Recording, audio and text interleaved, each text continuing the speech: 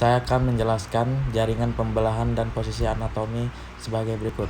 Pembelahan sel terdiri dari dua bagian, yaitu 1. Pembelahan mitosis. Proses pembelahan mitosis menghasilkan sel dengan susunan genetika yang sama persis dengan susunan genetika sel induk. Proses pembelahan mitosis terjadi pada seluruh sel tubuh atau somasis, kecuali pada sel kelamin alias gamet. Pada tumbuhan, proses pembelahan sel mitosis terjadi pada jaringan meristem, contohnya pada ujung tunas batang atau ujung akar.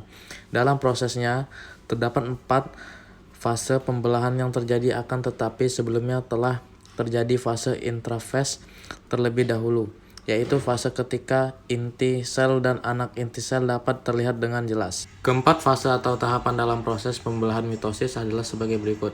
Profase yaitu proses perubahan yang terjadi pada sitoplasma dan nukleus saat benang-benang kromatin memendek serta menebal menjadi kromosom.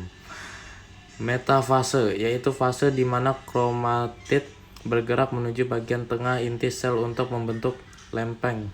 Metafase. Yang kedua, pembelahan meiosis. Lain dengan pembelahan mitosis, pembelahan sel meiosis terjadi justru hanya pada organ kelamin.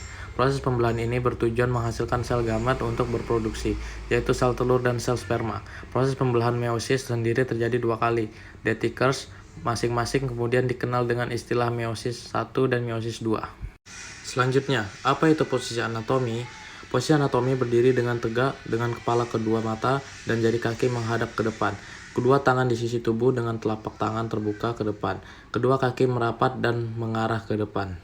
Istilah anatomi berdasarkan posisi anatomi antara lain: anterior depan, medial tengah, superior atas, dextra kanan, ventral bagian depan, interna dalam, proximal pangkal, sentral pusat, parietal lapisan luar, superficial dangkal, horizontal bidang datar, transversal potingan melintang, posterior belakang, lateral samping, inferior bawah, sinistra kiri, dorsal bagian belakang, eksterna luar, distal ujung, perifer pinggir atau tepi, visceral lapisan dalam, profunda dalam, vertikal bidang tegak, longitudinal potongan memanjang.